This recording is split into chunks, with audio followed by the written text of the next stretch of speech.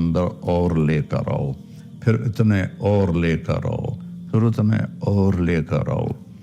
کیوں؟ کہ جتنا بھی لے کر آئیں اس کی ایک لمٹ ہے، اور اللہ تو لمٹ سے بالا تر ہے، اس کی تو کوئی لمٹ کوئی نہیں۔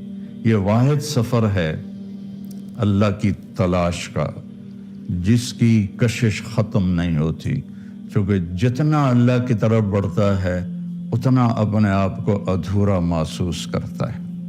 جیسے کوئی آدمی صحرا میں سفر کر رہا ہو تو کوئی ریفرنس نہ ہو، تو وہ جتنا بھی سفر کرتا ہے وہ کہتا پتہ نہیں میں کدھر ہوں، میں کہاں پہنچا ہوں، کچھ پتہ کوئی نہیں۔ ایک چھوٹے سے صحرا میں بغیر ریفرنس کے وہ بالکل ایسے ہو جاتا ہے۔ تو اللہ کی ذات کو کس طرح کوئی بیان کرے اور کیسے کوئی بیان کرے؟ جب وہ اس کی طرف بڑھتا ہے تو کروڑوں سال کی زندگی کے بعد بھی کہتا میں تو ابھی ایک قدم بھی نہیں چلا۔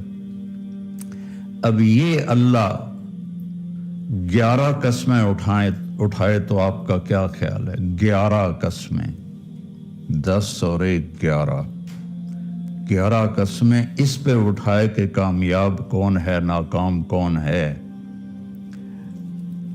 تو اس مضمون میں کتنی طاقت پیدا ہو جائے گی۔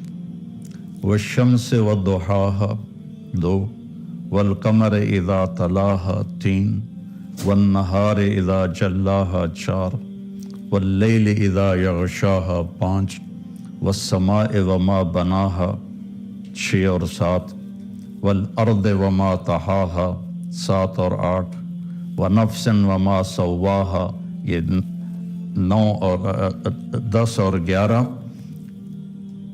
فألہمها فجورها وتقواها قد افلح من زکاها وقد خاب من دساها۔